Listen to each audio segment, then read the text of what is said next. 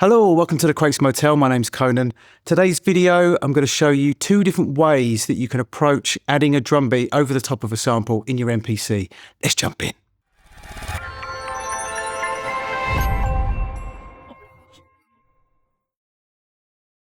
Now, obviously, this doesn't just apply to MPCs. It can apply to anything that you use to make beats on. It actually comes from a conversation that I had with one of my students last week. I gave him a project to do and it was just like some sample chops, and I said, go away, do something with it. And he came back with your classic kind of chopped up sample with a Boom Bap beat over the top of it. Quite heavy beat, think kind of Pete Rock, some of Jay Dilla stuff, that kind of thing. But like, you know, banging beat over the top. And it didn't necessarily work with the actual sample. So what I said to him was, there's another way that you can do this. And if you think of 3 Feet High and Rising, De La Soul, so Prince Paul production, some of Jungle Brothers' early stuff, some of Tribe Called Quest's early stuff, definitely, they, instead of putting like a big beat over the top of it, making this kind of statement beat, what they did is you enhance the beat that's already on the sample. And he kind of started laughing when I was explaining this, and I was, you know, what are you going, you know, why are you laughing at me? And apparently, it's now a genre. It's called drumless. Now, you're all probably laughing at me now going, well, yeah, drumless is a genre, Conan. For me, it was just hip hop. We just called it hip hop. There was no genre called drumless. So I don't know where that's come from. But apparently, you know, Madlib, Alchemist, those kind of people that I had heard of, I used to listen to their stuff, or still listen to their stuff rather. And what they were doing was enhancing the sample by the way they were adding a drum beat over the top. It wasn't necessarily all about the drum beat, Pete Rock style. But apparently that's called drumless. Anyway, what I'm going to do today is I'm going to show you how I do that, and then also how I took the same sample and just added a normal Boom Bap beat over the top. Okay, so we're working with the MPC Fluff Magnet, MPC Live 2 today. Look at the state of it. Look, already just dirt and muck on it. And I cleaned it this morning. I'm going to have to get one of those vinyl skins to put it over the top because it's starting to get sticky as well, which is horrific. Thank God the MPC Live 3 is not made of the same stuff. So I've basically made two versions.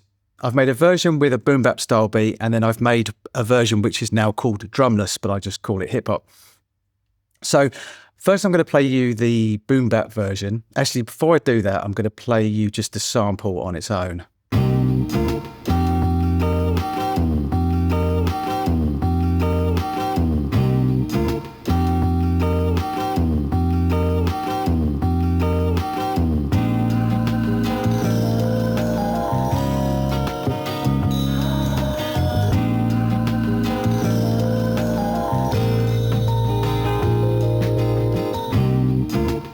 Okay, so it's on an 8-bar loop, basically, and I've chopped up 4 bars and played around with it a little bit.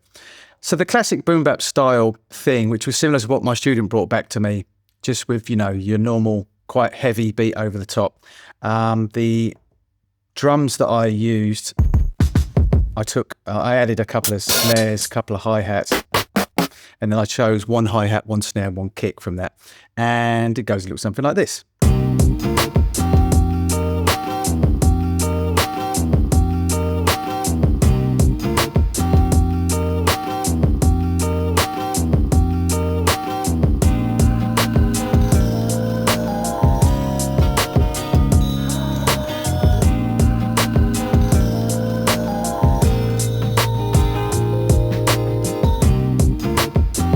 Okay, so I don't really have to go into explaining how I wrote that. It's fairly straightforward. You can hear the drums on their own.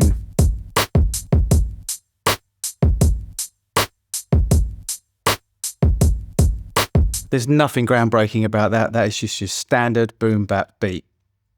And that's what we kind of associate with chop samples, that kind of thing, you know, most of the time. Although obviously there was this drumless thing going on that I didn't know about. It's just hip hop, right?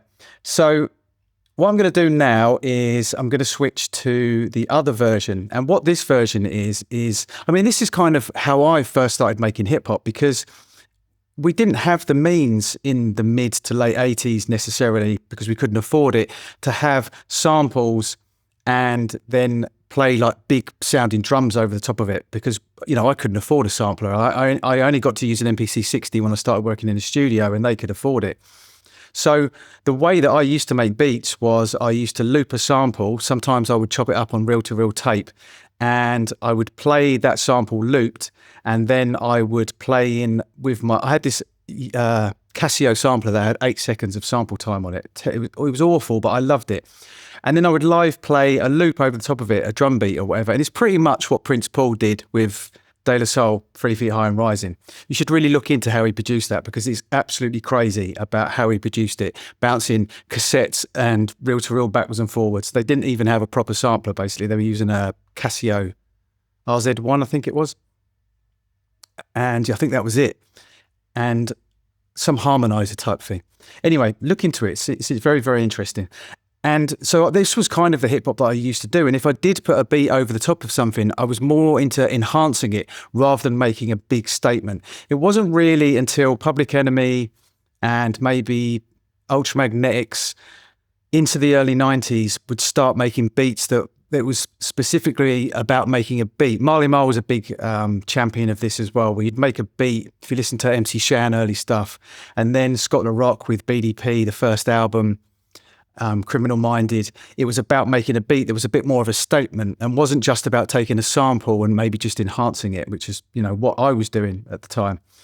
So what I'm going to do now is I'm going to show you the process that I go through, because it's a little bit more in depth, because you don't just take the sample and then just put a boom bap beat over the top of it. You find sounds that are kind of will enhance the beat and make it sound. The point is, and this is what Madlib does and Alchemist as well, the point is to make the drum beat sound like it's supposed to be in the sample. So you might have a sample, like for instance, this sample, if I just mute the drums again, this sample doesn't really have very much going on in terms of drums.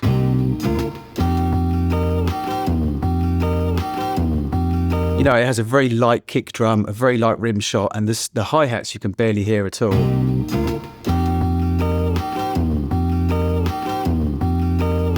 So what I wanted to do was I wanted to get some drum sounds that would kind of enhance that and make it sound, but still make it sound like it's actually in the track.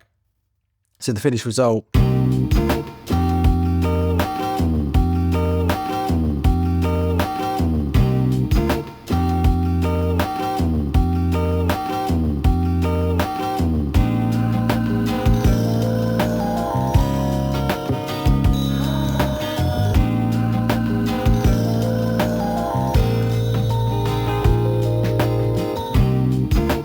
So you could argue the actual style of the beat is still boom bap, but it isn't so in your face. It's more laid back, it's more back in the groove, and it's not overtaking the sample, so the sample sits in the background. Now, there's no right or wrong here, there's no best or worst, etc. Some people like that drumless style of hip hop, and some people like the classic style of boom bap that we know with the big heavy beat over the top of it. But what I was trying to get across to him was that when you do chop up a sample, don't necessarily just go for the default and chop up the sample and then put a big banging beat over the top of it, because that is what most of us do, to be honest, most of the time. But I just wanted to kind of make him think out of the box a little bit. So just quickly explaining, I'm not going to go into too much depth, but when you do something like this, you have to really, really listen to the drums or the rhythm of the actual track. And you also obviously don't want banging beats. If I just play the drum beat on its own,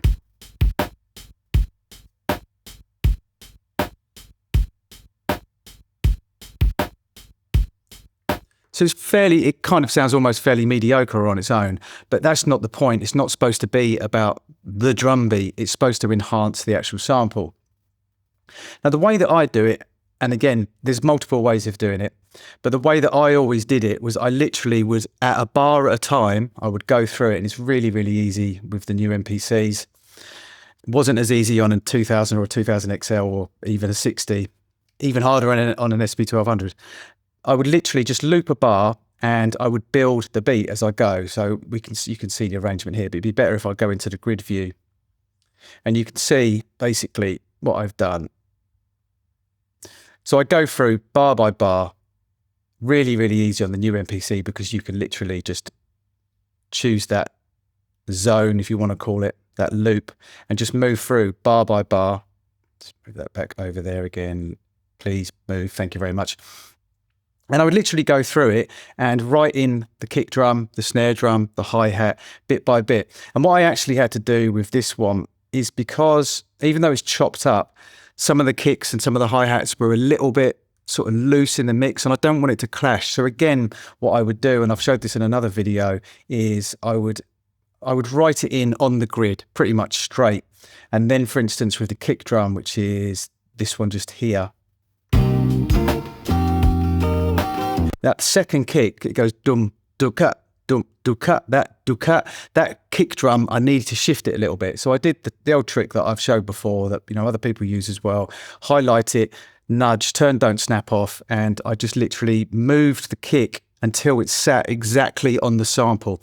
And that's a really useful technique, actually, when you're laying beats over the top of things. If you do want to get a nice groove and you want the beat to really, really sit with the sample, is have the sample running, do it a bar at a time, because then you can really focus in on it.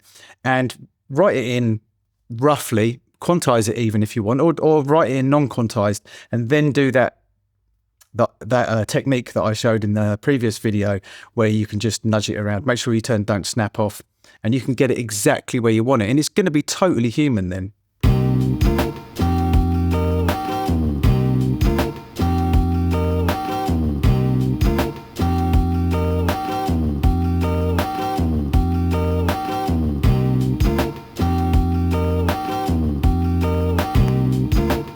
And I was literally doing that. I was moving through it bar by bar and writing the beat over the top of it. But I just found that doing it bar by bar, you can really, really focus in on the drum beat. I had to like open the bruise up and let some of the bruise blood come out to show them, come out to show them, come out to show them.